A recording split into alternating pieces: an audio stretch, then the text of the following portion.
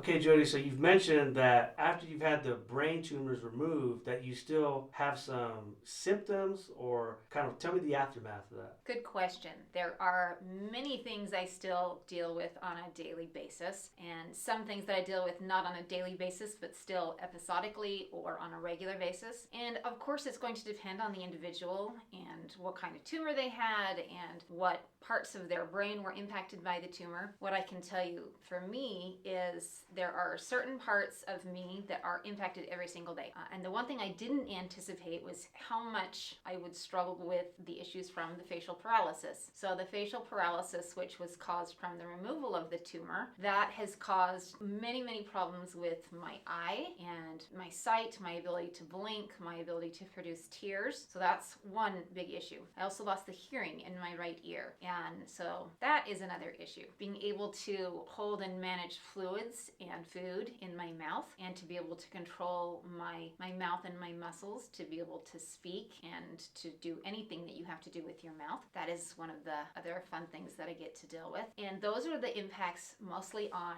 my face, but there's also all of the things that go on in my brain and my body. And so those include issues like massive headaches and migraines and other kinds of headaches on a regular basis. In fact, I have a headache nearly 24 hours a day, every day of the year. I have some level of headache that's just always there. I'm pretty darn good at dealing with what I call now my baseline headaches, but I do have to respond with a little more emphasis and medication and when things ratchet up and get worse. And then what it does to my energy too, it just kind of things zap me and it makes me get exhausted very quickly. I don't have the energy to get through a day. I get dizzy spells and sometimes literally can't walk and put one foot in front of the other. So I'll go into a couple of these things to give you some real world examples of what this looks like. We'll get used today is a perfect example. We're in the studio filming for a few episodes today. We were supposed to be in the studio filming yesterday, and you'll recall that I just kept saying throughout the day, how much flexibility do we have? Can I have a few more hours? Let me see if I feel any better as the day goes on. Because I woke with both a headache as well as feeling like I kind of was in a brain fog and then dizzy spells. And those things did not get better as the day went on. They rarely do.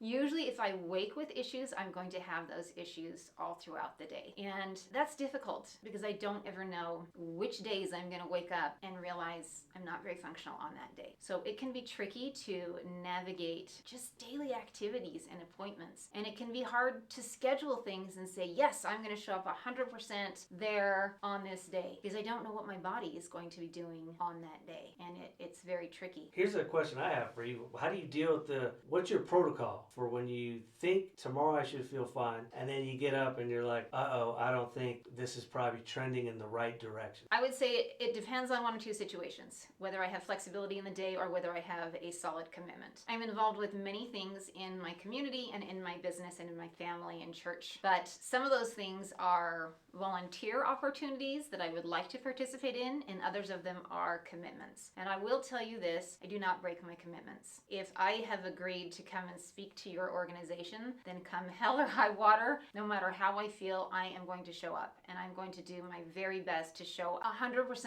of what I have to give at that day. Now, my hope is always that I can deliver and exceed the expectations of any client. Sometimes that's difficult because I know I'm not feeling well. On those days, I do have a medicinal protocol that I will use. If I have headaches, I actually have 3 or 4 layers of protection for my headaches. Different things like, oh, if you start to feel like you're getting a migraine, take this first. And if that doesn't work, then you take this one, and then you take this one, and last case scenario. And so I will definitely utilize things like that. Some medications make it so that I think less clearly or I'm more drowsy, and so I stay away from those things. And I try to use the minimum amount possible so that I can feel like I'm functioning and that I'm speaking well and be able to deliver. And I will fully admit there have been times I've gotten up to speak and I have known within myself I am not all here. One of the great things of being a professional speaker is I have had the opportunity to share some of my stories and speak on similar topics on repeat over and over and over again. And so I am not prepared. I'm rarely preparing something that's brand new, that's never been tried. That does happen, and I do still do customized totally customize things. But usually I am able to use material that I'm very familiar with. And the stories are mine. They're about me and they're about my situation. And so even if I'm a little less good than I would like to be, in some ways that just helps emphasize the point that I'm trying to make of the changes that have taken place in my life. So I would say, my normal protocols, I'm able to handle things pretty well. And those are on the days that I have commitments. Now, on the days that I have flexibility, I have had to learn to give myself some TLC. And let's face it, if you had a friend who wasn't doing well, who had cancer or an illness or chronic issues and pain, what kind of advice would you give them? You would tell them, make sure you take care of yourself and rest when you need to rest, and stay down when you need to stay down, and don't push yourself too hard. That's hard to do when it comes to ourselves. But if I have days where there is some flexibility built in, where my commitments are volunteer commitments, then I will step back and I will do only those things that I feel like I really need to do in that day. And I will try to either sleep in and give myself a little more time. I'm not a very good napper. Wish I were a good napper.